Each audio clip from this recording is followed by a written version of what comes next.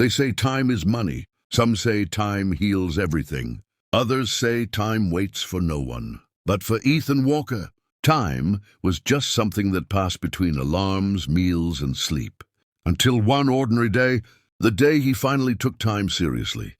And everything changed. Ethan was 28 years old and already exhausted by life. Every morning his alarm rang at 7 a.m. Every morning he hit snooze. Once, twice, sometimes 5 times. He worked at a small logistics company in Cleveland, Ohio, doing data entry. Nothing exciting, nothing meaningful. His job paid the bills barely. His dreams? They were locked somewhere deep inside, collecting dust. Ethan used to dream big. When he was a teenager, he wanted to be a writer. He imagined his name on book covers, interviews on late-night shows, people quoting his words. But life happened. Bills happened. Fear happened. Excuses happened. "I'll start tomorrow," became his favorite sentence. Tomorrow never came. After work, Ethan's routine never changed. He would come home, drop his keys on the table, microwave frozen food, and collapse on the couch. Netflix autoplayed. Social media scrolled endlessly. Hours disappeared. Sometimes he looked at the clock and felt a strange discomfort, a quiet guilt whispering inside him. "You're wasting your life." He ignored it. "Everyone lives like this," he told himself. "I'm still young. I have time." But time was quietly slipping through his fingers. One cold evening in November, Ethan missed his bus. Annoyed, he sat on a bench near the station, pulling his jacket tighter. That's when he noticed an old man sitting beside him. The man wore a worn-out coat, his hands trembling slightly as he held a paper cup of coffee. His hair was silver, his face lined with years. The old man looked at Ethan and smiled. "You look tired," he said. Ethan shrugged. "Life is tiring." The old man chuckled softly. "No," he said. "Wasted time is tiring." That sentence hit Ethan harder than expected. They talked while waiting for the bus. The old man introduced himself as Mr. Harrison. "I used to be just like you," he said.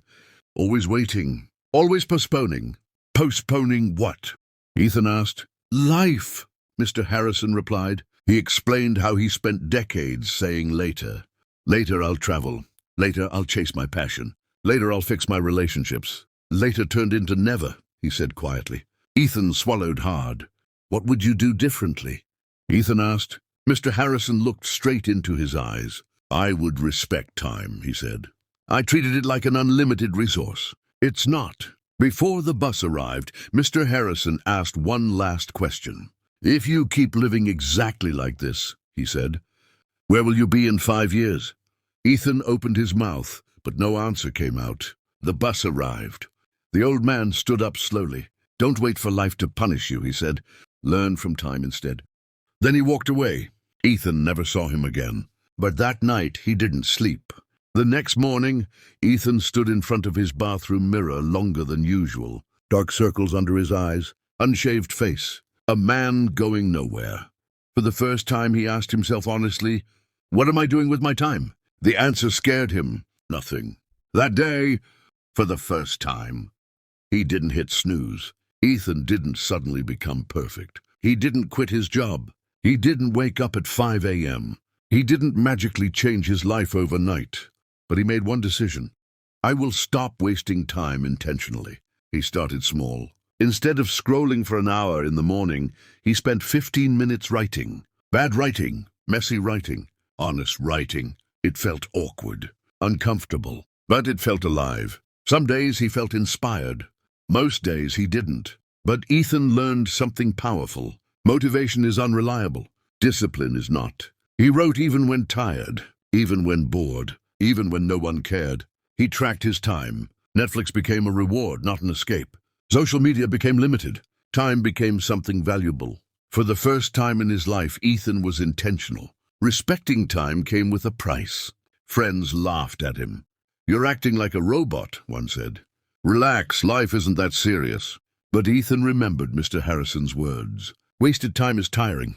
He stopped explaining himself. He chose progress over approval. 6 months later, Ethan submitted his first short story to an online magazine. It was rejected.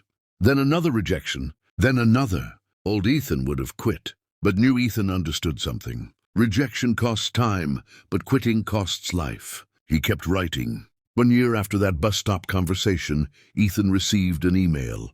"We loved your story." He read it 3 times.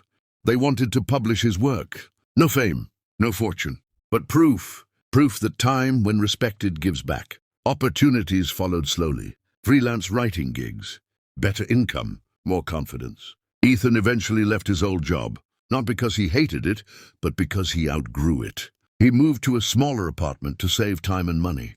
He simplified his life. Time became his greatest investment. 2 years later, Ethan sat on a different bench, this time by a river. He thought about the man he used to be, the man who waited, the man who delayed, the man who believed time was endless. He smiled sadly. If only he had started earlier. But then he corrected himself. The best time to start was yesterday. The second best time is now. A young man sat beside him, late 20s. "Tired eyes? You look exhausted," Ethan said. The man laughed. "Life is tiring." Ethan smiled. "No," he said softly. "Wasted time is tiring. Time doesn't scream when it leaves. It whispers. It disappears quietly, through distractions, excuses, and fear." Ethan didn't become successful because he was smarter, or luckier, or more talented. His life changed for one reason. He took time seriously. And when he did, time finally took him seriously too. Moral: the day you respect time is the day time starts rewarding you.